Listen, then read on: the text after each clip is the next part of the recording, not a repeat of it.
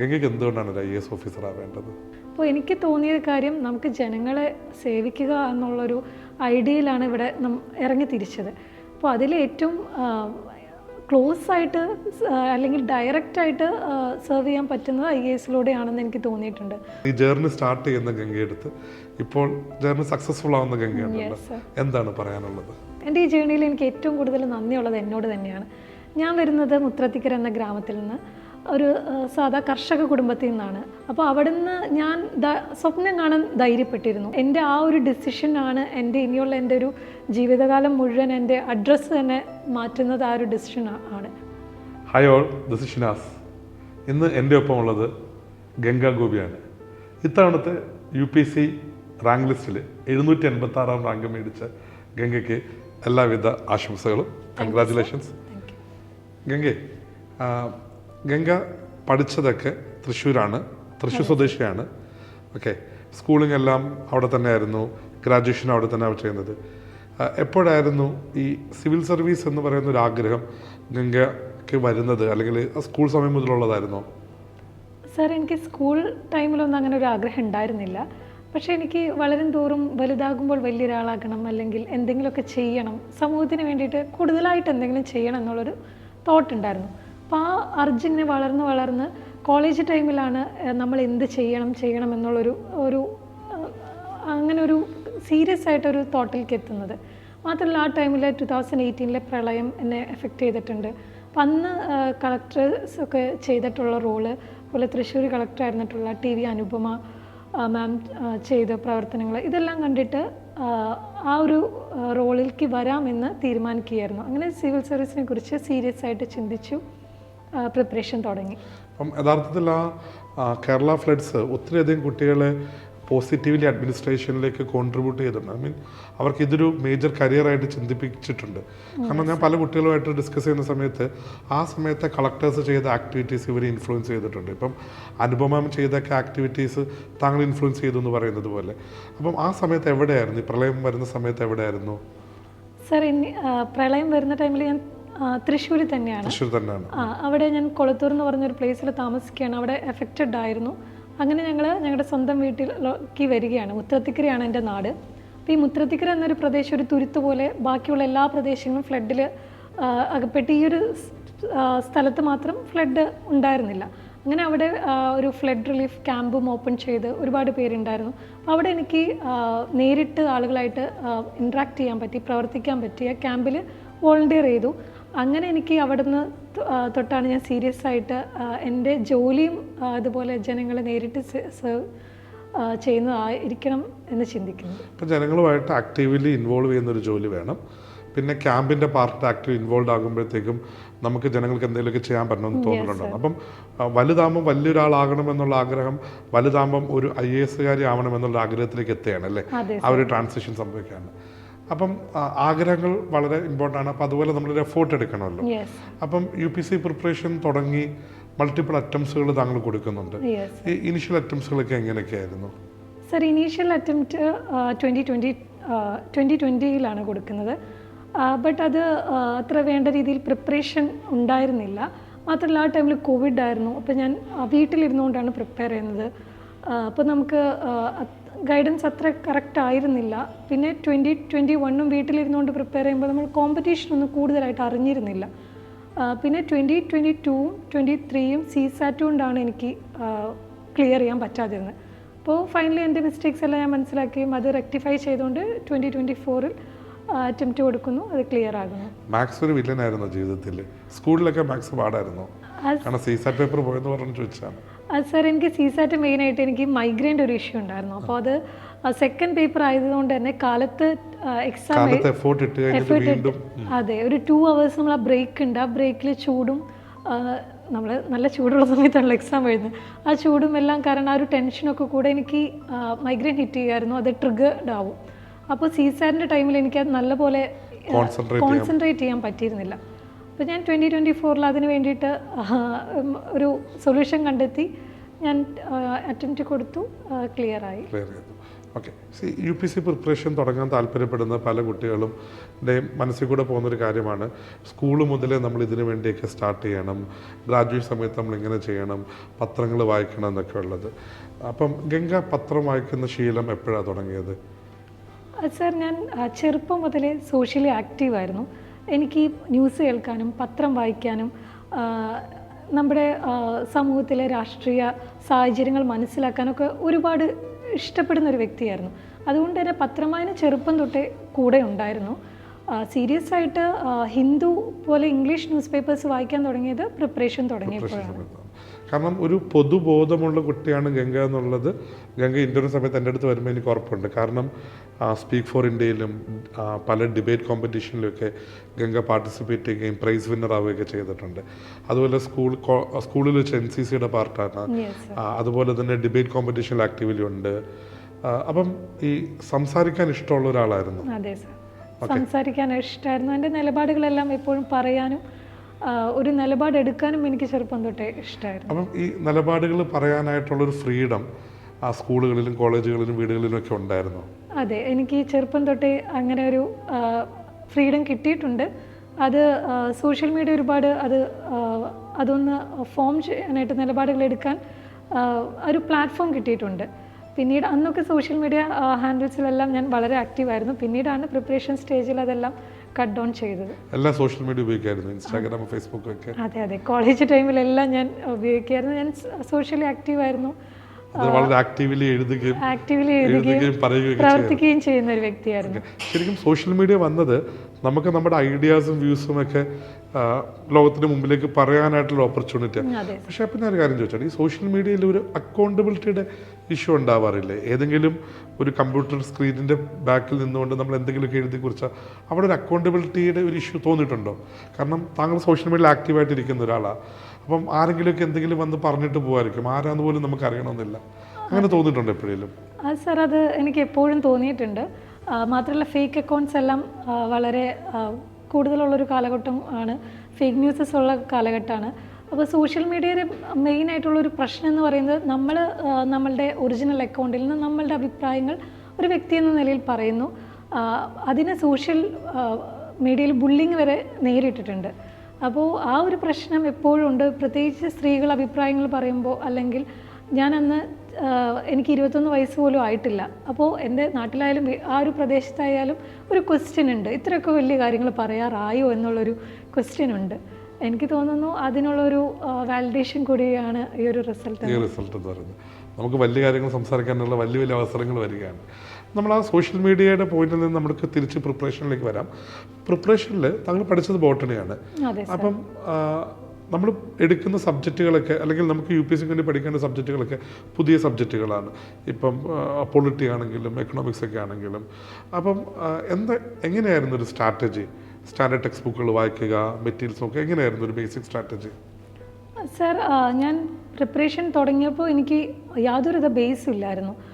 എൻ്റെ humanities background അല്ല, political science ആയിട്ട് ബന്ധമില്ല, എക്കണോമിക്സിനെ കുറിച്ചിട്ട് കൂടുതലായിട്ട് അറിയില്ല.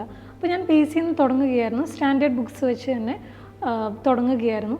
പിന്നീട് എൻ്റെ പല 2024-ലായാലും 2023-ലായാലും ആ എക്സാം ഡിമാൻഡ് ചെയ്യുന്നത് എന്താണോ അതിനനുസരിച്ച് പഠിക്കുകയായിരുന്നു. അപ്പോൾ പ്രിലിംസിനാണെങ്കിൽ ഒരുപാട് ക്വസ്റ്റ്യൻ പേപ്പേഴ്സ് വർക്കൗട്ട് ചെയ്തു, മെയിൻസിനാണെങ്കിൽ ഒരുപാട് ആൻസേഴ്സ് എഴുതി, ഇൻ്റർവ്യൂവിനാണെങ്കിൽ ഞാൻ നിർത്താതെ സംസാരിച്ചുകൊണ്ടേയിരുന്നു. ഓക്കെ, സോ പ്രീവിയസ് ഒരു ക്വസ്റ്റ്യൻ പേപ്പർ ഒത്തിരി തവണ ചെയ്യുകയും അത് അനലൈസ് ചെയ്യുകയും ചെയ്യുന്ന മനസ്സിലായി. അപ്പം ഒരു പുതുതായിട്ട് വരുന്ന ഒരു സ്റ്റുഡൻറ്റിനെ സംബന്ധിച്ചിടത്തോളം നമ്മൾ ആദ്യമായി പറയേണ്ട ഒരു കാര്യം എന്ന് പറയുന്നത് അവൻ്റെ ഫൗണ്ടേഷൻസ് സ്ട്രോങ് ആയിരിക്കണം. കൃത്യമായിട്ട് ബേസ് ടെക്സ്റ്റ് ബുക്കുകളൊക്കെ, സ്റ്റാൻഡേർഡ് ടെക്സ്റ്റ് ബുക്കുകളൊക്കെ നോക്കണം. പിന്നെ പ്രീവിയസ് ക്വസ്റ്റ്യൻ പേപ്പറിൽ നിന്നും എക്സാമിനേഷൻ ഡിമാൻഡ് മനസ്സിലാക്കണം, അല്ലേ? പക്ഷേ ഇത് പലപ്പോഴും നമ്മൾ മനസ്സിലാക്കി എടുക്കുമ്പോഴത്തേക്കും 1-2 അറ്റംപ്റ്റ്സ് ഒക്കെ കഴിഞ്ഞു പോയിട്ടുണ്ടായിരിക്കും നമ്മുടെ തന്നെ. അപ്പം ഏതൊരു ആസ്പിറൻസിൻ്റെ അടുത്ത് എനിക്ക് പറയാനുള്ള കാര്യം എന്ന് വെച്ച് കഴിഞ്ഞാൽ, ഗംഗ ചെയ്തതുപോലെ ഫൗണ്ടേഷൻ നല്ല സ്ട്രോങ് ആവുക. അതുപോലെ തന്നെ നമ്മൾ ചെയ്യേണ്ട മറ്റൊരു ഇമ്പോർട്ടൻ്റ് ആസ്പെക്റ്റ് എന്ന് പറയുന്നത് ഫൗണ്ടേഷൻ സ്ട്രോങ് ആകുന്നപ്പോൾ പ്രീവിയസ് ക്വസ്റ്റ്യൻ പേപ്പറും കൂടെ പ്രോപ്പർലി എന്ത് ചെയ്യുക, അനലൈസ് ചെയ്യുക എന്നുള്ളതാണ്. ഓക്കെ, ഗംഗയുടെ ഓപ്ഷനിൽ മലയാളമായിരുന്നു അല്ലേ? ഓക്കെ, മലയാളം ഒത്തിരി വായിക്കുമായിരുന്നു. മലയാളം എടുക്കാനായിട്ടുള്ള ഒരു ചേതോവികാരം എന്തായിരുന്നു? സർ, ഞാൻ കോളേജ് ടൈമിൽ തൊട്ട് മലയാളം ലിറ്ററേച്ചറിനോട് എനിക്കൊരു അഭിരുചി ഉണ്ടായിരുന്നു. കോളേജിൽ മാഗസിൻ എഡിറ്റർ ആയിരുന്നു. മാഗസിൻ എഡിറ്റർ ആയിരുന്നു, ക്ലബ്ബിലൊക്കെ. ഓക്കെ, അപ്പോൾ എനിക്ക് അങ്ങനെ ഒരു ഇഷ്ടം മലയാളത്തിൽ കോളേജ് മാഗസിന്റെ പേരെന്തായിരുന്നു? വർണ്ണരാജി എന്നായിരുന്നു. വർണ്ണരാജി. ഓക്കെ. അപ്പോൾ അങ്ങനെ ഒരു ഇഷ്ടം മലയാളത്തിനോട് ഉണ്ടായിരുന്നു. അപ്പോൾ എനിക്കിവിടെ ഒരു പഠിക്കാൻ അവസരം കിട്ടിയപ്പോൾ പ്രത്യേകിച്ച് കേരളത്തിലെ കോച്ചിങ് അവൈലബിൾ ആയിരുന്നു. അപ്പോൾ അങ്ങനെ മലയാളം എടുത്തതാണ്.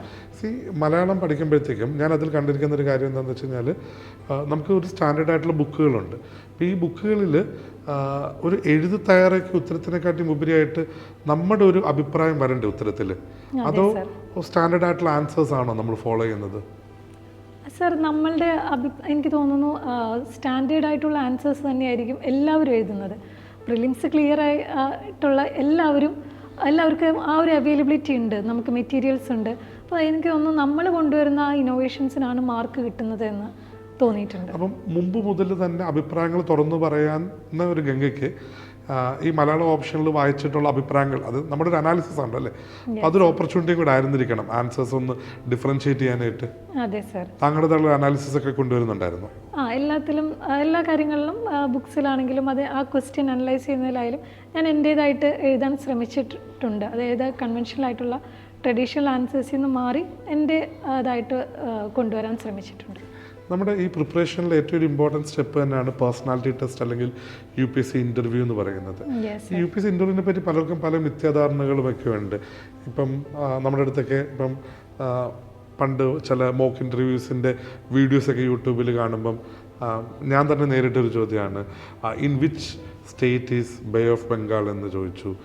അപ്പം അതിന് ഉത്തരം ലിക്വിഡ് സ്റ്റേറ്റ് എന്ന് പറഞ്ഞപ്പോൾ ഓക്കെ വളരെ നല്ലതെന്നൊക്കെ പറഞ്ഞിരുന്നു എൻ്റെ അടുത്ത്. അപ്പോൾ ഞാൻ പറഞ്ഞത് ഇതുപോലെ ഇങ്ങനെ കുസൃതി ചോദ്യങ്ങൾ ചോദിക്കുന്ന സ്ഥലമൊന്നും അല്ല യഥാർത്ഥത്തിൽ UPSC ഇൻ്റർവ്യൂ അല്ലേ? അപ്പോൾ UPSC ഇൻ്റർവ്യൂവിൻ്റെ പ്രിപ്പറേഷൻ്റെ പാർട്ടായിട്ട് എന്തൊക്കെയായിരുന്നു ചെയ്തത്? നമ്മുടെ ഈ ഡീറ്റെയിൽ ആപ്ലിക്കേഷൻ ഫോമിൽ തുടങ്ങാം. താങ്കളുടെ ഡാഫൊക്കെ പ്രിപ്പയർ ചെയ്ത് എങ്ങനെയായിരുന്നു? സർ, ഡാഫ് ഞാൻ ആദ്യം മനസ്സിലാക്കി തുടങ്ങുന്ന തന്നെ ഇൻ്റർവ്യൂവിൻ്റെ ആ സ്റ്റേജിലാണ്. ഞാൻ അതുവരെ അതിനെക്കുറിച്ച് ചിന്തിച്ചിട്ടുണ്ടായിരുന്നില്ല. ഡാഫ് 2 അതിനുശേഷം ഞാൻ ഷിനാസ് സാറിൻ്റെ അടുത്ത് വന്ന് ഒരു ഡാഫ് സെഷൻ അത് അറ്റൻഡ് ചെയ്തിട്ടുണ്ടായിരുന്നു. സാറാണ് അത് എങ്ങനെയൊക്കെ കൊടുക്കണം, എന്തൊക്കെ ചെയ്യണം എന്ന് പറഞ്ഞു തരുന്നത് ആദ്യമായിട്ട് സാറായിരുന്നു. അതിനുശേഷം പിന്നെ ഡാഫ് നമ്മൾ സബ്മിറ്റ് ചെയ്യുന്നു. ഡാഫ് അനാലിസിസ് സെഷൻ ഞാൻ സാറിൻ്റെ അടുത്ത് വന്ന് എടുത്തിട്ടുണ്ടായിരുന്നു. പിന്നെ സാർ പറഞ്ഞ പോലെ ആ രീതിയിൽ പ്രിപ്പയർ ചെയ്തു, ഡാഫ് തന്നെ കവർ ചെയ്തു. പക്ഷേ എനിക്ക് ക്വസ്റ്റ്യൻസ് വന്നത് മോക്ക് ഇൻ്റർവ്യൂസ് പോലെ അല്ലെങ്കിൽ ബാക്കിയുള്ളതും പോലെ ആയിരുന്നില്ല. വളരെ ഡിഫറെൻ്റ് ആയിട്ടുള്ളൊരു ഓൾടുഗെദർ എക്സ്പീരിയൻസ് തന്നെ വളരെ ഡിഫറെൻ്റ് ആയിരുന്നു. ഡാഫ് ഫില്ല് ചെയ്ത സമയത്ത് ഞാൻ ഒബ്സർവ് ചെയ്തൊരു കാര്യം എന്ന് വെച്ച് കഴിഞ്ഞാൽ താങ്കൾ നല്ലവണ്ണം സംസാരിക്കാൻ അറിയുന്ന ഒരാളാണ് എന്നുള്ളത് വളരെ എവിഡൻ്റ് ആണ്. പക്ഷേ ഇതുകൂടാതെ ഒരു സോഷ്യൽ കമ്മിറ്റ്മെൻറ്റ് കൂടെ കാണുന്നുണ്ട്. കാരണം കോളേജിൻ്റെ ആക്ടിവിറ്റിയുടെ മറ്റേ NSS ആക്ടിവിറ്റീസിൻ്റെ പാർട്ടായിട്ട് ട്രൈബൽ ആൾക്കാരുടെ അടുത്ത് പോകുന്നത്, പിന്നെ ക്യാമ്പുകൾ റൺ ചെയ്യുന്നതൊക്കെ. അപ്പോൾ എൻ്റെ ചോദ്യം എന്ന് പറയുന്നത് അത്തരം ആക്ടിവിറ്റീസ് കോളേജിൻ്റെയും സ്കൂളിലും ആയിട്ട് നോൺ അക്കാഡമിക് നമ്മൾ ചെയ്യുന്ന ഈ ആക്ടിവിറ്റീസ് ഇത് ഈ ഒരു ആസ്പിറേഷൻ ജേർണിയിൽ എന്തുമാത്രം ഹെൽപ്പ് ചെയ്തിട്ടുണ്ട്?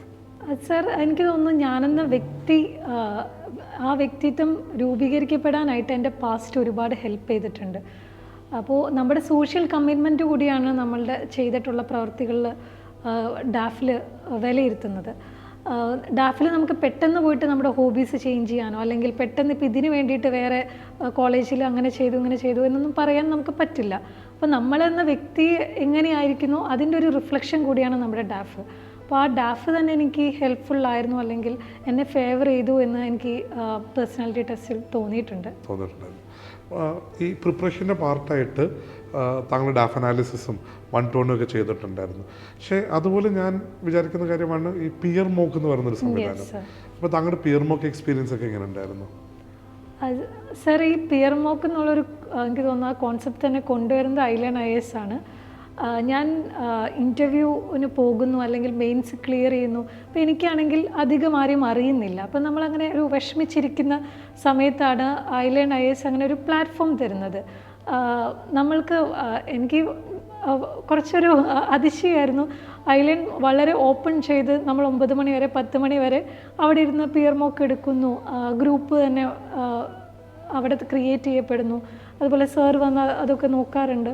അപ്പോൾ അങ്ങനെ ഒരു പ്ലാറ്റ്ഫോമിന് വേണ്ടിയിട്ട് നമ്മൾ കുറേ അങ്ങനെ ക്രേവ് ചെയ്തായിരുന്നു. അപ്പോൾ അവിടെ നിന്ന് കിട്ടിയപ്പോൾ വളരെ സന്തോഷമായിരുന്നു. മാത്രമല്ല സാർ തന്നെ കണ്ടക്ട് ചെയ്ത ചിന്തൻ ബൈടെക് ആ സെഷൻ വളരെ ഹെൽപ്ഫുള്ളായിരുന്നു.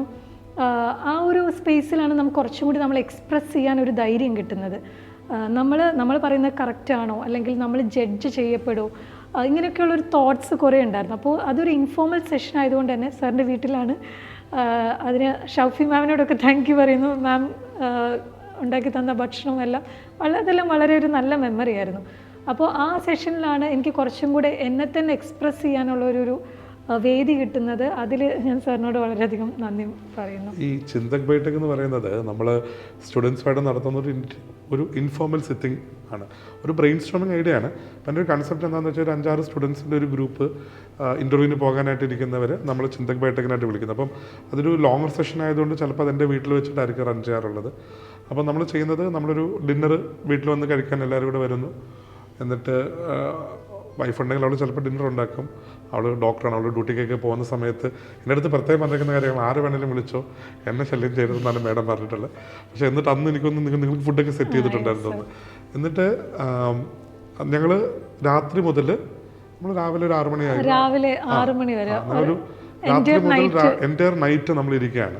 അപ്പോൾ ഇതിൻ്റെ അഡ്വാൻറ്റേജ് എന്താണെന്ന് വെച്ച് കഴിഞ്ഞാൽ, ഒന്ന് ആൾക്കാരെല്ലാം ഭയങ്കര കംഫർട്ടാവും, ഭയങ്കര ഡിഫറെൻറ്റ് ഉള്ള, അപ്പോൾ എല്ലാവരും കംഫർട്ടാവും ഇത്ര നേരം ഒരുമിച്ചിരിക്കുമ്പോൾ.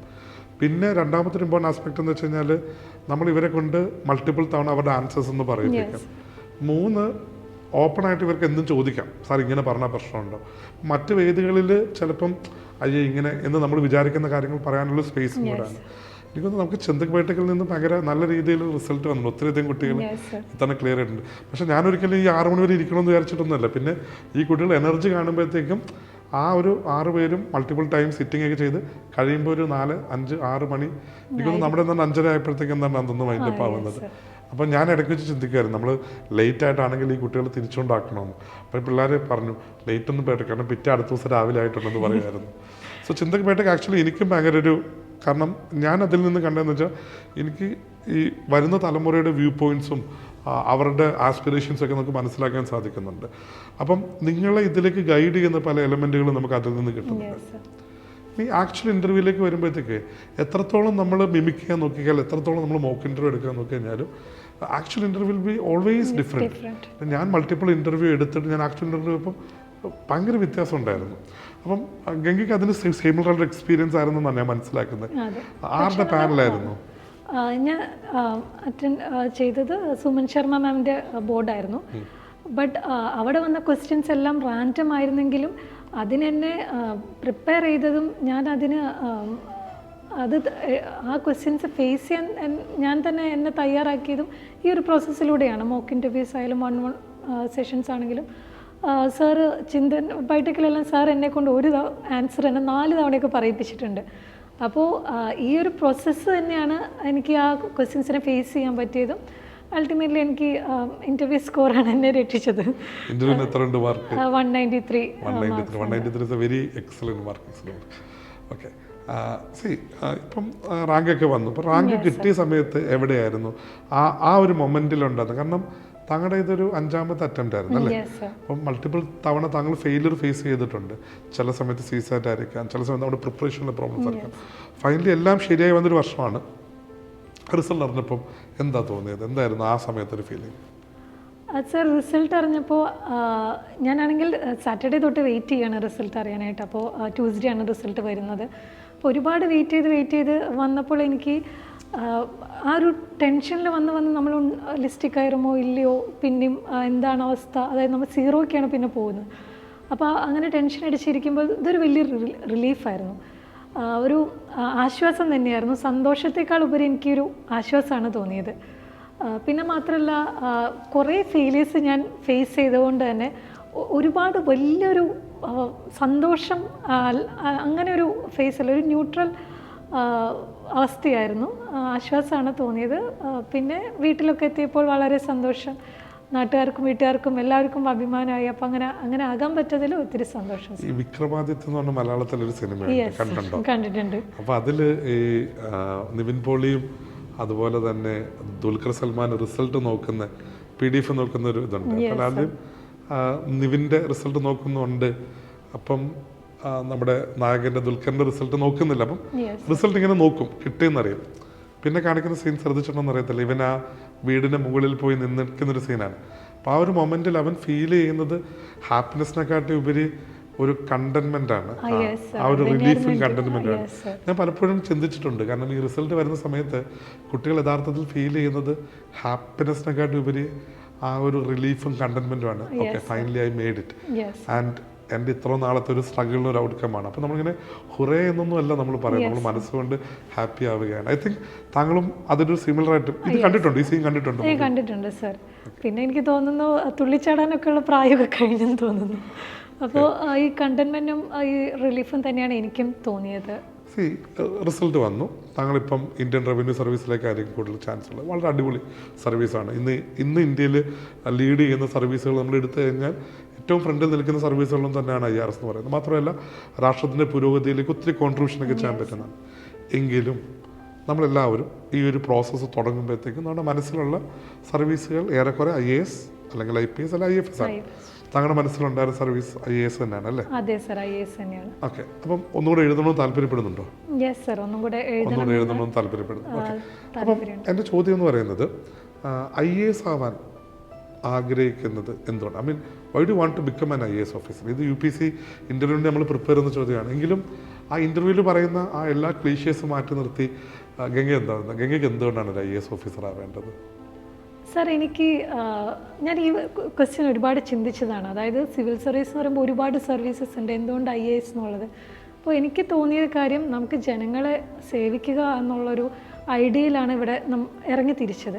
അപ്പോൾ അതിൽ ഏറ്റവും ക്ലോസ് ആയിട്ട് അല്ലെങ്കിൽ ഡയറക്റ്റായിട്ട് സെർവ് ചെയ്യാൻ പറ്റുന്നത് IASലൂടെയാണെന്ന് എനിക്ക് തോന്നിയിട്ടുണ്ട്. നമുക്ക് ഡിസ്ക്രിപ്ഷൻ ഉണ്ട്, റിസോഴ്സസ് ഉണ്ട്. അപ്പോൾ ഒരു തീരുമാനം എടുത്തിട്ടുണ്ടെങ്കിൽ അത് ഡയറക്റ്റ്ലി ജനങ്ങളെ എഫക്റ്റ് ചെയ്യുന്നത് IASലൂടെയാണ്. ബാക്കിയുള്ള എല്ലാ സർവീസും അങ്ങനെ തന്നെയാണ്, ബട്ട് അത് ഇൻഡയറക്റ്റ് ആയിട്ടായിരിക്കും. ഇപ്പോൾ IRS ആണെങ്കിലും IFS ആണെങ്കിലും ഓൾ ടുഗെദർ ഇന്ത്യയെ സെർവ് ചെയ്യുന്നതാണ്. ബട്ട് എനിക്ക് ഡയറക്റ്റ്ലി ജനങ്ങളുമായിട്ട് അടുത്ത് നിന്ന് അവരുടെ പ്രശ്നങ്ങൾ സോൾവ് ചെയ്യാനല്ലേ? Yes sir. അപ്പം ഞാനാണെങ്കിൽ എൻ്റെ പാസ്റ്റിലും ഞാൻ വളരെ സോഷ്യലി ആക്റ്റീവായിരുന്നു. കുറച്ച് പ്രവർത്തനങ്ങളൊക്കെ ഉണ്ടായിരുന്നു. അപ്പോൾ ഈ രാഷ്ട്രീയത്തിലോട്ട് പോകണോ സിവിൽ സർവീസിലോട്ട് പോകണമെന്ന് വരെ ഞാൻ ചിന്തിച്ചിട്ടുണ്ട്. അപ്പോൾ എന്നോട് ഒരുപാട് പേരും ചോദിച്ചിട്ടുണ്ട് എന്തുകൊണ്ട് സിവിൽ സർവീസ് എന്നുള്ളത്. അപ്പോൾ പിന്നെ എനിക്ക് തോന്നുന്നതാണ് എനിക്ക് ജോലി വേണം. ആ ജോലി തന്നെ നമ്മുടെ പാഷൻ കൂടെ സെർവ് ചെയ്യുന്നതാണെങ്കിൽ അത് എന്തുകൊണ്ടും നന്നായിരിക്കും എന്ന രീതിയിൽ സിവിൽ സർവീസ് IAS എന്ന ആ ഒരു ആൻസറിലേക്ക് എത്തി. ഇവിടെ ഞാൻ രാഷ്ട്രീയമായിട്ടുള്ളൊരു ബോധം താങ്കൾക്കുണ്ടെന്നുള്ളത് വളരെ എവിഡൻ്റ് ആണ്. വളരെ കൃത്യമായിട്ടുള്ളൊരു രാഷ്ട്രീയ ബോധം. ഞാൻ ഉദ്ദേശിക്കുന്നത് ഒരു ഐഡിയോളജി എന്നുള്ള അർത്ഥത്തിലല്ല. ഒരു രാഷ്ട്രത്തിനെ സംബന്ധിച്ചിടത്തോളം രാഷ്ട്രീയപരമായി നമ്മൾ കാര്യങ്ങൾ കാണുമല്ലോ. ഇന്നത്തെ തലമുറയിലേക്ക് വരുമ്പോഴത്തേക്കും ഇത്തരമൊരു രാഷ്ട്രീയ ബോധം ഉണ്ടാവുക, അതായത് ഒരു പൊളിറ്റിക്കൽ സ്റ്റാൻഡിങ് ഉണ്ടാവുക എന്ന് പറയുന്നത് ചിലപ്പം പലർക്കും ഉണ്ടാവണമെന്നില്ല. ചില കുട്ടികൾ ഒരു അപ്പൊളിറ്റിക്കൽ ആകാറുണ്ട്. This is something being political is not cool എന്ന് ഐഡൻറ്റിഫൈ ചെയ്യുന്നതാണ്. ഇപ്പം താങ്കൾ നേരത്തെ പറയുന്നുണ്ട് തുള്ളിച്ചാടാനുള്ള പ്രായമൊക്കെ കഴിഞ്ഞു. സോ തുള്ളിച്ചാടുന്ന ഫൈനാണ് കേട്ടോ. ഞാൻ പറഞ്ഞത് ആ ഒരു അവസ്ഥയിൽ തുള്ളിച്ചാടാൻ പറ്റില്ല. അല്ല, എൻ്റെ ചോദ്യം ഭയങ്കര സിമ്പിളാണ്. താങ്കൾ യങ്ങർ ജനറേഷനിലേക്ക് നോക്കുമ്പോഴത്തേക്കും താങ്കൾ ഗൈഡ് ചെയ്ത ഏറ്റവും ഇമ്പോർട്ടൻറ്റ് ഒരു ഐഡിയ ആണ് the spirit of being political. അത് ഇപ്പോഴത്തെ ജനറേഷന് മിസ്സാവുന്നുണ്ടോ? അതോ അവരെന്തായിരിക്കും അതിന് അത്ര ഇമ്പോർട്ടൻസ് ആയിട്ട് കൊടുക്കാത്തത്? അങ്ങനെ തോന്നിയിട്ടുണ്ടോ? സർ, ഇതിന് രണ്ട് വശങ്ങളുണ്ട്. നമ്മൾ വളരെ ലൗഡായിട്ട് സോഷ്യൽ മീഡിയയിൽ കാണുന്നവർ ചിലപ്പോൾ പൊളിറ്റിക്കലായിരിക്കും. പക്ഷേ എനിക്ക് രാഷ്ട്രീയ നിലപാടുകൾ ഉള്ള ഒരുപാട് കുട്ടികളെയും അറിയാം. അപ്പോൾ എനിക്ക് തോന്നുന്നു അത് നമ്മുടെ പെർസെപ്ഷൻ്റെ കൂടെയാണ്, നമ്മൾ കാണുന്നതിൻ്റെ കൂടെയാണ്. ഒരുപാട് പേര് സോഷ്യൽ മീഡിയയിലും ഇൻസ്റ്റഗ്രാമിലും അങ്ങനെ ഇൻഫ്ലുവൻസ്ഡായി ആ വഴിക്ക് പോകുന്നുണ്ട്. ഒരുപാട് പേര് ലഹരിയിൽ പെട്ട് അങ്ങനെയും പോകുന്നുണ്ട്. അപ്പോൾ ഇതിൽ നിന്നെല്ലാം വ്യത്യസ്തമായിട്ട് നമ്മുടെ അപ്ബ്രിങ്ങിങ്ങും അല്ലെങ്കിൽ കോളേജ് സ്കൂൾസിലും രാഷ്ട്രീയമായിട്ട് കുട്ടികളെ ആ ഒരു അവബോധം സൃഷ്ടിക്കാൻ പറ്റുകയാണെങ്കിൽ ഇതിൽ നിന്നെല്ലാം വ്യത്യസ്തമായിട്ട് ഒരു പുതിയ തലമുറയെ നമുക്ക് വാർത്തെടുക്കാൻ സാധിക്കും. ഓൾടുഗെദർ ഇപ്പോൾ കണ്ടുവരുന്നത് നമ്മൾ ഈ പറഞ്ഞ പോലെ പൊളിറ്റിക്കലായിട്ടുള്ള, but being political is the right thing to do എന്ന് എനിക്ക് പലപ്പോഴും തോന്നിയിട്ടുണ്ട്. അത് നമുക്ക് നിലപാടുകളുണ്ടാണ്. കാരണം സുമൻ ശർമ്മയുടെ ബോർഡിൽ താങ്കൾ 193 മാർക്ക് നേടിയിട്ടുണ്ടെങ്കിൽ അവിടെ കൃത്യമായിട്ടുള്ള താങ്കളുടെ നിലപാടുകൾ താങ്കൾ അറിയിച്ചിട്ടുണ്ടായിരിക്കണ്ടേ? സ്റ്റാൻഡുകൾ എടുത്തിട്ടില്ലായിരുന്നു ചോദ്യങ്ങൾ? എന്നോട് ചോദിച്ചു കുറേ ക്വസ്റ്റ്യൻസ് അനലിറ്റിക്കലായിരുന്നു. അപ്പോൾ എനിക്കതിന് ന്യൂട്രലായിട്ട് ഒരു സ്റ്റാൻഡ് ഉണ്ടായിരുന്നില്ല. ഞാനെപ്പോഴും തുറന്ന് പറയായിരുന്നു, ഇൻ മൈ പേഴ്സണൽ ഒപ്പീനിയൻ എനിക്ക് ഇതാണ് തോന്നുന്നത് അല്ലെങ്കിൽ ഇതാണ് റൈറ്റ് ആയിട്ട് തോന്നുന്നതെന്ന് ഞാൻ പറയുമായിരുന്നു. അപ്പോൾ എനിക്ക് തോന്നുന്നു അത് എന്നെ ഹെൽപ്പ് ചെയ്തിട്ടുണ്ട്. അപ്പോൾ ഓൾടുഗെദർ ഈ രാഷ്ട്രീയത്തിലേക്ക് ഇറങ്ങുക എന്നുള്ള എല്ലാം നമ്മൾ ഇമ്പോർട്ടൻ്റ് ആയി കാണുന്നത്. പക്ഷേ നമ്മളൊരു സോഷ്യലി റെസ്പോൺസിബിൾ ആയിട്ടിരിക്കുക ആവുക. എന്നൊരു ഐഡിയ ക്രിയേറ്റ് ചെയ്യണം സാർ. വളരെ കറക്റ്റാണ്. കാരണം വരുന്നൊരു തലമുറയ്ക്ക് ഒരു സോഷ്യൽ റെസ്പോൺസിബിലിറ്റി ഭയങ്കര ക്രൂഷ്യൽ തന്നെയാണ്. Yes sir. ഓക്കെ, ഇനി എൻ്റെ ചോദ്യം കുറച്ച് പേഴ്സണൽ ആയിട്ടുള്ള ചോദ്യമാണ്. സെൻറ്റ് ജോസഫ് കോളേജിൽ നിന്നും ബോട്ടണി പഠിച്ച് തങ്ങളുടെ കർമ്മമണ്ഡലം രാഷ്ട്രീയമാണോ അതോ ഒരു കളക്ടറാകണമോ എന്ന് ആഗ്രഹിക്കുന്ന ആ 21 വയസ്സുള്ള അല്ലെങ്കിൽ 22 വയസ്സുള്ള ഗംഗ എടുത്ത് ഈ 5ാമത്തെ അറ്റംപ്റ്റിൽ സർവീസ് കിട്ടിയ ഗംഗയ്ക്ക് എന്താ പറയാനുള്ളത്? അതായത് ഈ ജേർണി സ്റ്റാർട്ട് ചെയ്യുന്ന ഗംഗ എടുത്ത് ഇപ്പോൾ ജേർണി സക്സസ്ഫുൾ ആവുന്ന ഗംഗയുണ്ടല്ലോ, എന്താണ് പറയാനുള്ളത്?